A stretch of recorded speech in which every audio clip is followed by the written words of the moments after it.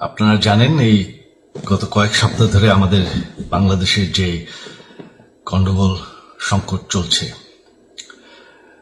এই যে ছাত্রদের কোটা বিরোধী আন্দোলন, কোটার বিরুদ্ধে আমরাও ছিলাম। শুরু থেকেই আমাদের সরকার কোটা সরিয়ে দিয়েছে, আমাদের সরকার তাদের সম্পূর্ণ দাবি মেনে নিয়েছে। এটা আদালতের একটা রায় ছিল, এটা আমাদের সরকারের করা ছিল না। তাও আমরা অ্যাপিল করে দ্রুত এই কোটা তুলে দেই। তাতেও আন্দোলনকারীরা সন্তুষ্ট না। আমরা তাদেরকে আলোচনায় ডেকেছি, আমরা একটা জুডিশিয়াল কমিশন করেছি যে সংঘর্ষে যে হত্যাকাণ্ড হয়েছে সেটার বিচারের জন্য। অনেক পুলিশ অফিসার যারা অতিরিক্ত ফোর্স ইউজ করেছে তাদেরকে আমরা সাসপেন্ড করেছি। তাতেও এই আন্দোলনকারীরা সন্তুষ্ট নয়। আমরা যতই ছাড় দেন, প্রধানমন্ত্রী নিজেই তাদেরকে ডেকেছেন যে আসেন আমরা আলোচনায় বসি, তাতেও তারা সন্তুষ্ট না। আমরা যতই ছাড় দিতে থাকি, যতই তাদের দাবি মেনে নিতে থাকি, তারা কিছুতেই সন্তুষ্ট না, তারা খালি দাবি বাড়িয়ে যাচ্ছে। এখন দাবি হচ্ছে যে সরকারের পতন।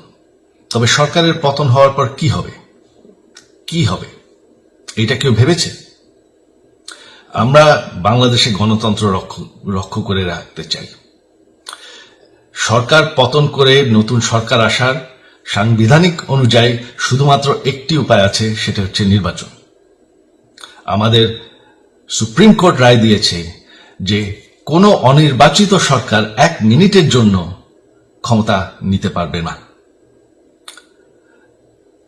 তো তাদের এই নির্বাচনের দাবিও যদি আমরা মেনে নেই, তো তারা তো এই পর্যন্ত কোনো দাবি, আমরা যত দাবিতেই রাজি হয়েছি তারা তাদের দাবি বেরিয়ে যাচ্ছে। তার মানে কি, আমরা যদি এখন এই নির্বাচন সরকার পতনের দাবিও মেনে নেই, তারা তখন দাবি করবে যে না, এই সরকারের আন্ডারে নির্বাচন, এই নির্বাচন আমরা মানব না। তখন কি হবে এটা কেউ ভেবেছে? জানি আমাদের সেই সুশীল সমাজ আবার আলোচনা করছে সেই তত্ত্বাবধায়ক সরকারের অভিজ্ঞতা তো আমাদের আছে। আপনারা ভুলে গেছেন সেই তত্ত্বাবধায়ক সরকারকে নষ্ট করে দেওয়া হয়েছিল বিএনপির আমলে ইলেকশন রিগ করার জন্য। তারপর যখন আরেক তত্ত্বাবধায়ক সরকার আসলো, দেশের কি অবস্থা হয়েছিল। শেষমেশ সব থেকে বড় কথা যে আমাদের সংবিধানে স্পষ্ট বলা আছে এবং আমাদের সুপ্রিম কোর্ট রায় দিয়েছে যে অনির্বাচিত সরকার 1 মিনিটের জন্য দেশের ক্ষমতায় থাকতে পারবে না। আমরা আওয়ামী লীগ, আমরা আন্দোলন করেছি, আন্দোলন করে এই দেশকে স্বাধীন করেছি, আন্দোলন করে গণতন্ত্র ফিরে এনেছি, আন্দোলন করে আমরা দেশের উন্নয়ন করেছি। আপনারা যে বঙ্গবন্ধুর মেয়ে শেখ হাসিনার বিরুদ্ধে বলছেন, আজকে শেখ হাসিনা না থাকলে বাংলাদেশ এতদূর আসতে পারত? অসম্ভব। কেউ কল্পনা করতে পারে নাই যে বাংলাদেশ এরকম উন্নতি করবে, এরকম উন্নয়ন হবে।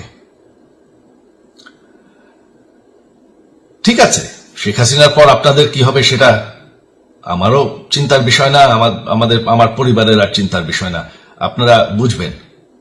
তবে এইভাবে সংঘর্ষ করে, হত্যাকাণ্ড করে ক্ষমতা দখল করা যাবে না। এটা আর আন্দোলন না। যখন পুলিশ হত্যা করা হচ্ছে, নিরীহ মানুষের উপর হত্যাকাণ্ড চলছে, মানুষের বাসায় আগুন দেওয়া হচ্ছে, জার্নালিস্টদেরকে হত্যা করা হচ্ছে, এটা হয়ে গেছে সন্ত্রাস। আর সন্ত্রাস মোকাবেলা শুধুমাত্র একটি ভাবে করা যায়। আমার অনুরোধ, আমাদের ল এনফোর্সমেন্ট, আমরা অনেক ধৈর্য ধরেছি, তবে এখন আর এটা সহ্য করা যাবে না। ল এনফোর্সমেন্ট এজেন্সি, বিজিবি এবং কি আমাদের মিলিটারির প্রতি আমার আহ্বান যে আপনাদের দায়িত্ব হচ্ছে আমাদের দেশের মানুষকে নিরাপদ রাখা এবং আমাদের দেশকে নিরাপদ রাখা, আমাদের দেশের সংবিধানকে নিরাপদ রাখা, সংবিধানকে রক্ষা করা। তার মানে এক মিনিটের জন্য কোনো অনির্বাচিত সরকার আমাদের ক্ষমতায় আসতে দিবেন না। এটা হচ্ছে আপনাদের দায়িত্ব, কারণ সেইটা হলে আমরা আবার পাকিস্তানের মতন হয়ে যাব। আমাদের এই যে 15 বছরের উন্নয়ন সব শেষ হয়ে যাবে। বাংলাদেশ এর থেকে আর কোনোদিন ফিরে আসবে না। আমিও সেটা চাই না, আপনারাও সেটা চান না।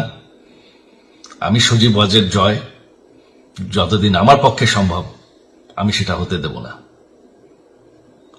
জয় বাংলা, জয় বঙ্গবন্ধু।